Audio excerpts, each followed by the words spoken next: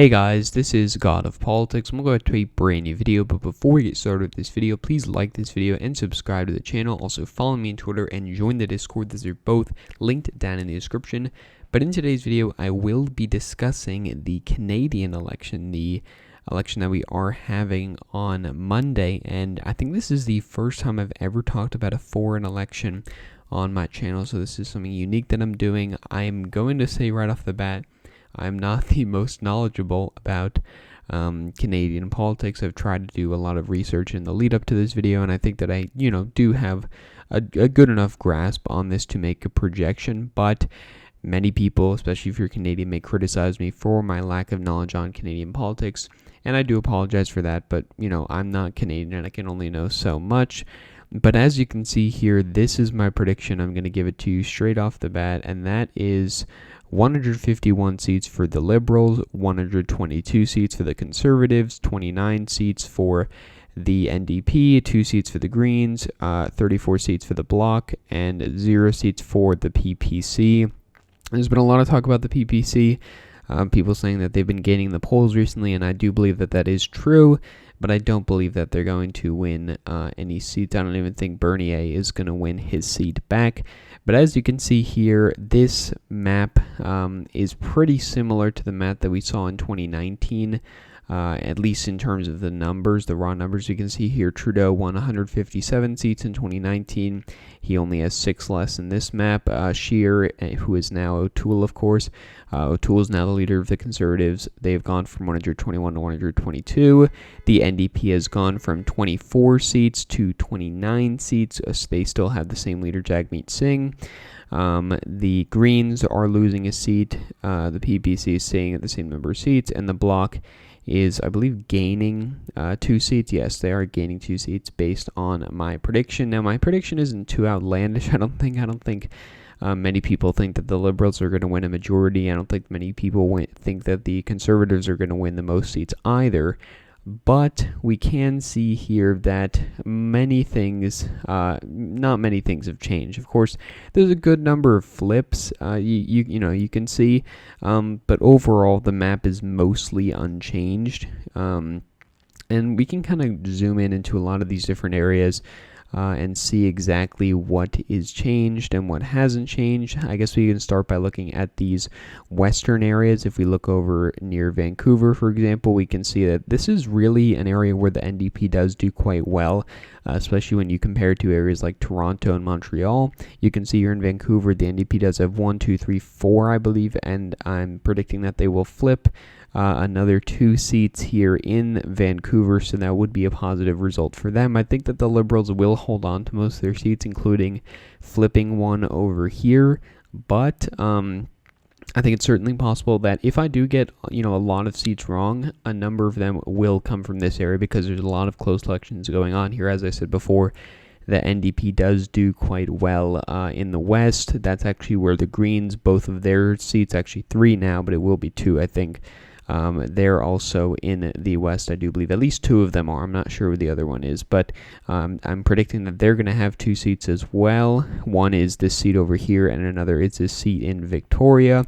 For the rest of the West, we can look at Calgary. I do think that the Liberals will flip one of the seats. Currently, it's all for the Conservatives. I do think that the Liberals will flip one of the seats. Similar thing in Edmonton, where the Liberals have no seats. It's just one NDP seat, and the rest are Conservatives. I do think that they will flip 1 seat here. In Saskatchewan, I think that the NDP is going to flip this seat up over here. No change, I don't think, in Regina. In Winnipeg, I do think that the Liberals will gain a seat. In Edmonton, as I said before, the Liberals are going to gain a seat. And I guess we can move over to the east over here. I'll talk about Toronto and Montreal last. In terms of the area up here, I actually believe that this St. John's seat, this St. John's seat is actually a flip, so let me fix that.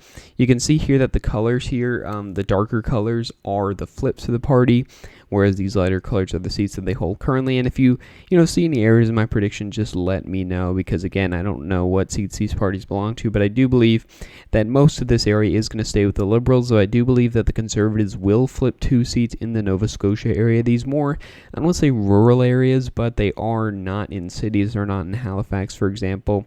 And the Liberals didn't do too well in the provincial elections in Nova Scotia, so maybe that's some sort of indication for how they will do in the general election here, or in the snap election that's been called. Looking over into Quebec over here, we can see here that I do think that the Conservatives are going to gain a seat out here in the pretty rural areas of Montreal, just at, a little bit outside of Montreal here.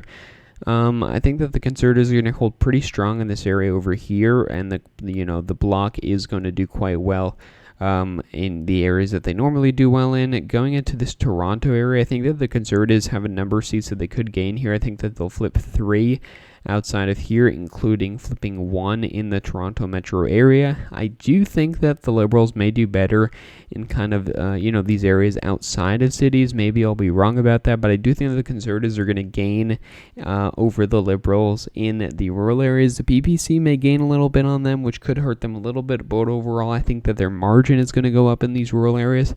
And it may go down in some of these more, areas just outside of cities. Looking at the rest of it, there really aren't many changes here. This is kind of election's kind of just going to be a wash. I mean, Trudeau called this election to try and get a majority. For a while, it looked like he may not even win a minority government. Now it looks like he's probably going to win, most likely going to get the most seats.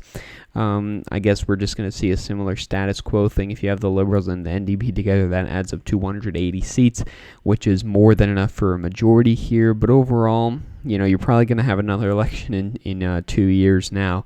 This isn't exactly what you want if you're, a diehard Liberal supporter, but I guess you're happy that you did gain in the last couple weeks of this election, because for a while it looked like you might have Prime Minister O'Toole, which was certainly not something many people predicted before this. Now, in terms of the percentages here, I do think that the Liberals will win by about 0.9 percentage points. If you go back to 2019, you can see here that the Conservatives actually got a higher vote share than the Liberals, but the way things sorted out with the seats, the Liberals ended up getting a lot more seats overall. I think that the Liberals will win by 0.9 percentage points. I think that the NDP is going to gain a significant amount. I think that they're going to get just above 20 percentage points, which would be just above a 4% gain. The Green Party is going to lose, I think, slightly. Yeah, they're going to lose about 3%.